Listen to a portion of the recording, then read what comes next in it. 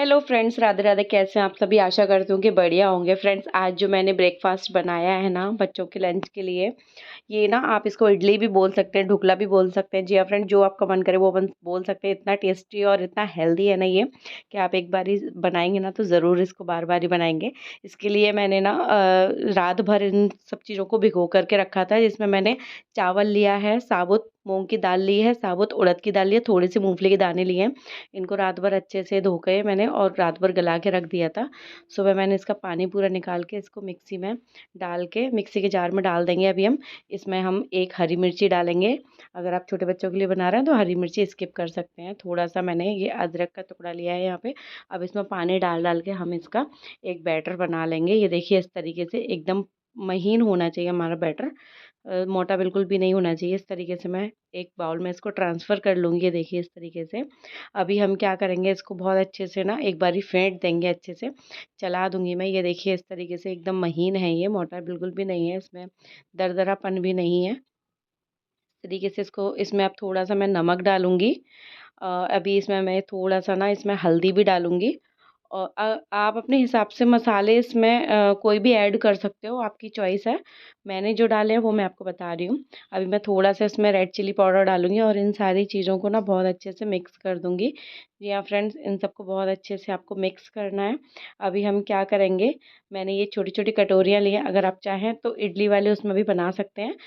मैंने कटोरियों में बनाई है इनको। इनको कटोरियों को ना ऑयल से ग्रीस कर देंगे अच्छे से। ये देखिए, आप ये एक बात ध्यान रखिएगा कि ऑयल ना बहुत अच्छे से लगाकर और पूरी कटोरी में अच्छे से हम इसको एकदम फैला देंगे ऑयल को। ये देखिए, इस तरीके से। अभी मैं कटोरियों को साइड में रख दूँगी। अभी मैंने बैटर में थोड़ा-सा इनो डाला है। अगर आप चाहें तो बेकिंग सोडा भी डाल सकते हैं थोड़ा-सा। अभी इनो के ऊपर थोड़ा-सा पानी डाल के इसको बहुत अच्छे से मिक्स कर देंगे। हमें ना इनो एकदम लास्ट में ही डालना है। पहले से अगर हम इनो डालेंगे ना तो इनो का जो फ्लेवर है ना वो ख़त्म हो जाएगा। उतना अच्छा ये नहीं बनेगा फिर। अभी मैं क्या करूँगी, सारी कटोरियों में मैं ये बैटर को डाल दूँगी। देखिए अच्छे से। ये देखिए, अगर आप आधा-आधा ही मैंने रखा है, अगर आप चाहें तो इसको पूरा भी फुल भी भर सकते हैं, बट मैंने आधा-आधा रखा था। अभी हम लास्ट में क्या करेंगे, इसको देखो इस तरीके से ना थोड़ा-थोड़ा टैप कर देंगे नीचे की साइड में, ताकि जो भी बबल्स अगर हों तो वो निकल जाएँ। थोड़ा-सा मैंने कश्मीरी लाल मिर्ची को लिया है, इस तरीके से ऊपर से डाल देंगे। इससे तीखापन नहीं आएगा बट दिखने में बहुत सुंदर लगेगी। तो अभी देखो, हमने साइड में ना मैंने पानी गर्म करने रख दिया था। अभी इसके ऊपर छन्नी लगा करके अभी मैं अपनी 2 कटोरियाँ, मेरे एक बार में 2 ही कटोरियाँ इसमें आई हैं। मैं दोनों कटोरियों को रख दूँगी स्टीम होने के लिए। अभी ये देखिए, साइड में मैं ढक के इनको रख दूँगी और स्टीम होने दूँगी।